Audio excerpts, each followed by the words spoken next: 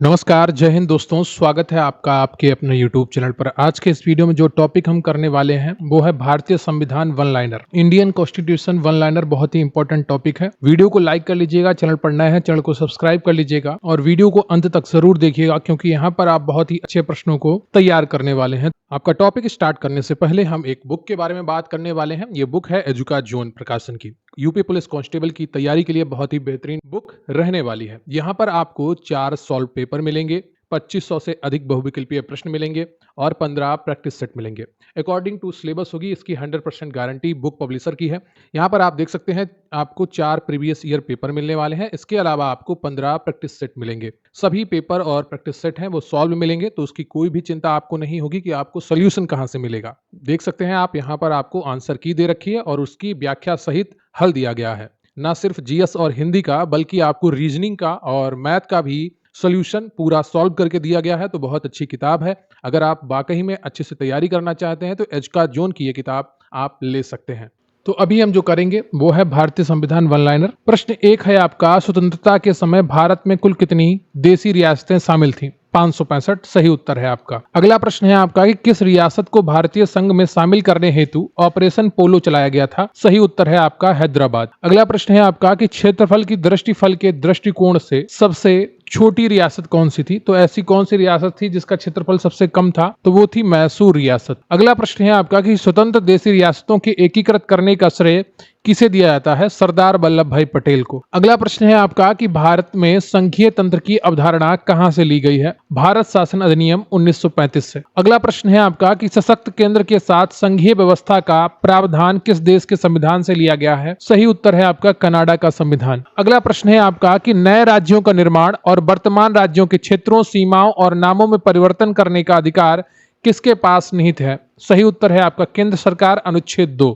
अगला प्रश्न है आपका कि वर्तमान समय में भारतीय संघ में शामिल राज्यों की संख्या कितनी है? 28 राज्य तथा 8 केंद्र शासित प्रदेश। वर्तमान समय में केंद्र शासित प्रदेशों की कुल संख्या कितनी है? 8 है। अगला प्रश्न है आपका कि नवीन राज्यों के निर्माण से संबंधित विधेयक किसकी सिफारिश पर सदन में पेश किया गया है? राष्ट्रपति के सिफारिश पर पेश किया जा सकता है। अगला प्रश्न है आपका कि भारत के किन अनुच्छेदों में संघ और राज्य के क्षेत्र के बारे में वर्णन किया गया है? अनुच्छेद 1 से 4 तक, भाग 1 में। अगला प्रश्न है आपका कि भाषाई आधार पर गठित भारत का प्रथम राज्य कौन था? आंध्र प्रदेश। अगला प्रश्न है आपका कि भाषाई आधार पर हरियाणा किस वर्ष पंजाब से अलग होकर स्वतंत्र राज्य बना था? 1 नवंबर 1966। अगला प्रश्न है आपका कि राज्य पुनर्गठन अधिनियम किस वर्ष पारित किया गया था? 1956 में। अगला प्रश्न है आपका किस वर्ष गोवा सहित अन्य पुर्तगाली बस्तियों को भारतीय संघ का राज्य क्षेत्र बनाया गया था? 1961 को। अगला प्रश्न है आपका कि संविधान लागू होने के बाद निम्न में से कौन भारतीय संघ का एक आरक्षित राज्य था? सिक्किम। अगला प्रश्न है आपका कि हिमाचल प्रदेश की किस वर्ष पूर्ण राज्य का दर्जा प्रदान किया गया? 1971 में हिमाचल प्रदेश को पूर्ण राज्य का दर्जा प्रदान किया गया। अगला प्रश्न है आपका कि पांडिचेरी वर्तमान में पुदुचेरी को किस वर्ष भारतीय संघ में शामिल किया गया था? 1962 में। अगला प्रश्न है आपका कि किस संवैधानिक संशोधन के अंतर्गत सिक्किम को भारत का सहराज्य बनाया गया? 35वें संविधान संशोधन के द्वारा। अगला प्रश्न है आपका कि स्वतंत्रता के बाद गठित राज्य पुनर्गठन आयोग के अध्यक्ष कौन थे? फजल अली। अगला प्रश्न है आपका कि राज्यों का निर्माण किस अनुच्छेद के अंतर्गत आता है? अनुच्छेद 3। अगला प्रश्न है आपका कि नागालैंड को असम से पृथक कर किस वर्ष पृथक राज्य का बनाया गया था या दर्जा दिया गया था? 1 दिसंबर 1963 को। अगला प्रश्न है आपका कि किस राज्य को पूर्ण राज्य के स्थान पर केंद्र शासित राज्य के रूप में स्थापित कर दिया गया?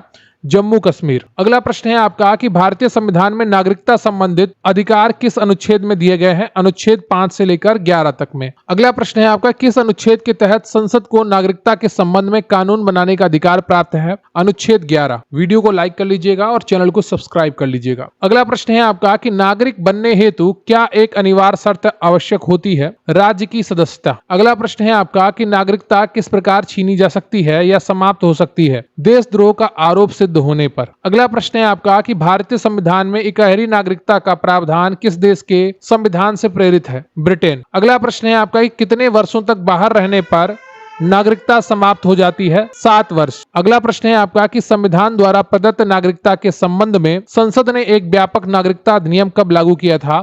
वर्ष 1955 में। अगला प्रश्न है आपका कि भारतीय पुरुष से विवाह करने पर विदेशी महिला को भी भारतीय नागरिकता प्रदान करने वाला प्रावधान किस वर्ष निर्मित किया गया है?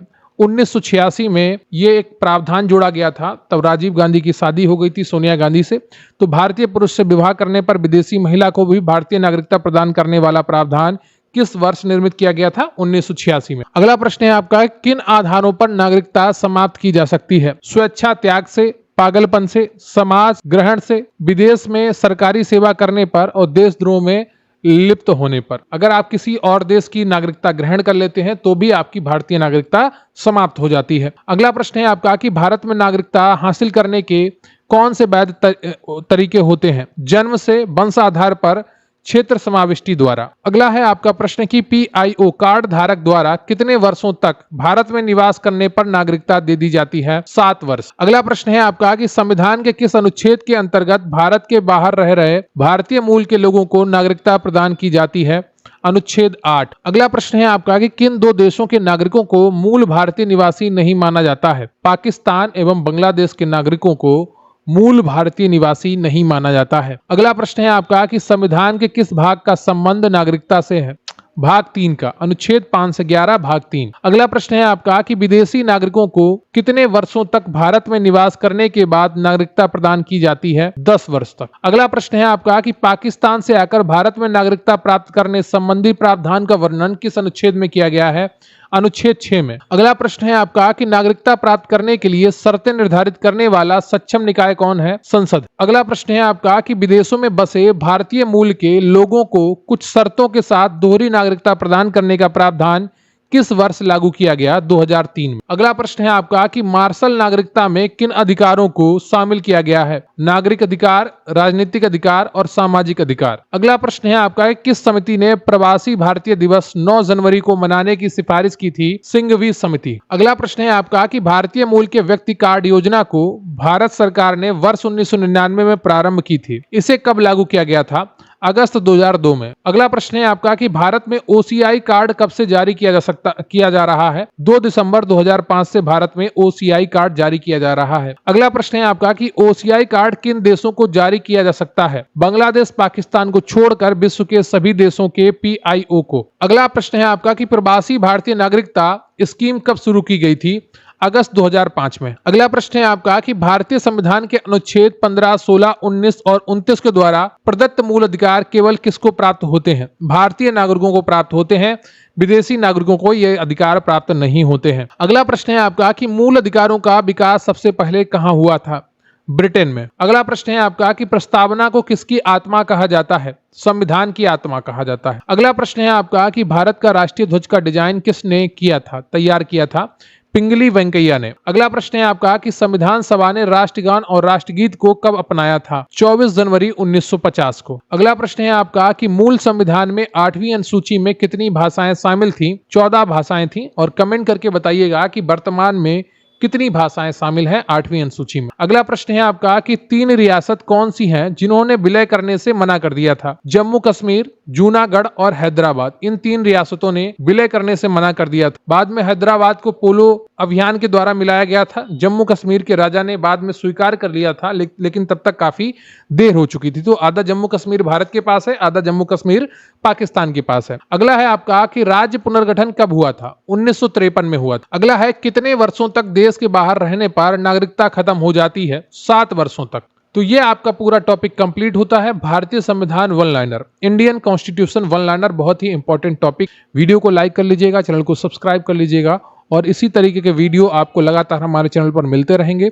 तो मिलते हैं अगले वीडियो में, तब तक के लिए जय हिंद, जय भारत।